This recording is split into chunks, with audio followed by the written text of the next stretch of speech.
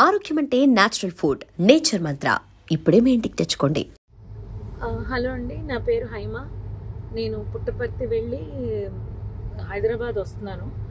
కర్నూలు దగ్గర మీకు యాక్సిడెంట్ అయింది కదండి. ఆ యాక్సిడెంట్ దగ్గర దూరంగా ట్రాఫిక్ జామ్ అయింది. ఎందుకు అంత జామ్ ఆగి ఉంది? సాధారణంగా అది ఆగే ప్లేస్ కాదు, ఆగి ఎందుకు ఉంది అని అడిగితే అప్పుడు నా పక్కన కూర్చున్నాడు కాబట్టి డ్రైవర్కి తెలుసు. డ్రైవరు అక్కడ కాలిపోతున్నట్టుంది మ్యామ్, బస్సు కాలుతుంది అక్కడ అన్నారు. సరే గబగబా ఏదైనా హెల్ప్కి వెళ్దాము, అసలు ఏమన్నా పోలీసులు వచ్చారా లేదా అని నేను గబగబా కారు దిగి వెళ్ళానండి. వెళ్ళేసరికి బస్సు తగలబడిపోతుంది. కొంతమంది కింద కూర్చుని ఏడుస్తున్నారు, ఎవరెవరు ఉన్నారని ఏడుస్తున్నారు, కొంతమంది టెన్షన్ పడుతున్నారు, ఇలా ఉన్నారు. ఆ బస్సుకు సంబంధించిన వాళ్ళు అలా వాళ్ళ పరిస్థితి అలా ఉంది. ఇంకా మిగిలిన వాళ్ళ ఫోన్లు అన్నీ కూడా పాప అందులో కాలిపోయాయి. చాలామంది దగ్గర ఏమీ బయటకు వచ్చిన వాళ్ళ దగ్గర ఏమీ రాలేదు. అక్కడ ఉన్న మిగిలిన జనం అండి మొబైల్స్తో వీడియోస్ తీసుకుంటున్నారండి. ఎవరైనా పోలీస్కి కాల్ చేయలేదు. నేను కార్ దిగి వచ్చే హడావుల్లో ఫోన్ ఏమో కార్లో వదిలేశాను.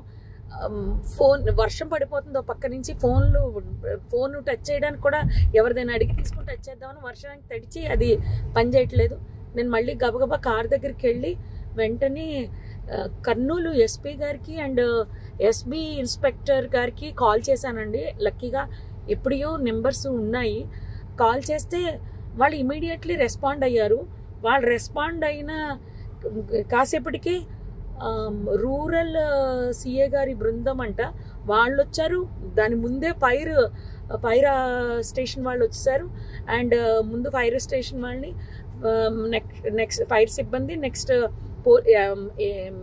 అంబులెన్స్, పోలీస్ వారు వీళ్ళందరూ వచ్చేసారండి. అప్పటికే ఒక ప్రైవేట్ వెహికల్లో ఒక 6గురిని హాస్పిటల్ పంపించారు. నాతో అతను ఎవరో హరీష్ అంట, ధర్మవరానికి చెందిన అతను. పాపం చాలా మంచి వ్యక్తి ఆయన కూడా. ఆయన ఒక 6గురిని ప్రైవేట్ వెహికల్లో ఎక్కించి పంపించారు. తర్వాత వీళ్ళు వచ్చాక ఒక 5గురిని అంబులెన్స్లో ఎక్కించడం జరిగింది. ఆయన తీసుకెళ్లారండి. ఆ తర్వాత ఈ లోపలనే మొత్తం ఎస్పీ గారు, పోలీస్ సిబ్బంది అందరూ వచ్చేసారు. అసలు ఆ మాంసపు ముద్దలు కాదండి, నిజం చెప్పాలంటే చాలా దారుణం అది. అస్థిపంజరాలు అలా సీట్లలోనే చూసేసరికి అసలు నాకైతే వల్ల కాలేదు. ఎవరైనా ఫ్యామిలీ అండి, చాలా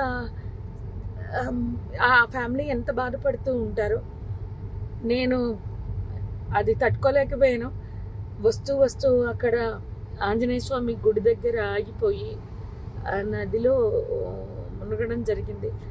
నిజం చెప్పాలంటే చాలా బాధాకరం అండి. ఎవరు కాపాడడానికి అవకాశం లేదు. నిజం చెప్పాలంటే పోలీసులు రాకపోయింటే చాలా ఇబ్బంది పడిపోదాము. హెవీ ట్రాఫిక్ అండి. పోలీసులు లోపలికి రావడానికి బయటకి కూడా ఉండకపోను. ఆ ఇన్ఫర్మేషన్ ఇవ్వడంతో క్లియర్ చేసుకుంటూ వస్తూ మొత్తం లోపలికి వచ్చారు. అంతా ఆఫ్ చేశారు, మంటలు ఆఫ్ చేశారు. జరిగింది అయితే ఇదండి.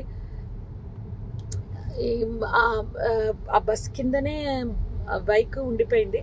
ఆ బైక్ని కొట్టేస్తే బైక్ అతను చనిపోయి రోడ్డు పక్కకి పడిపోయాడు.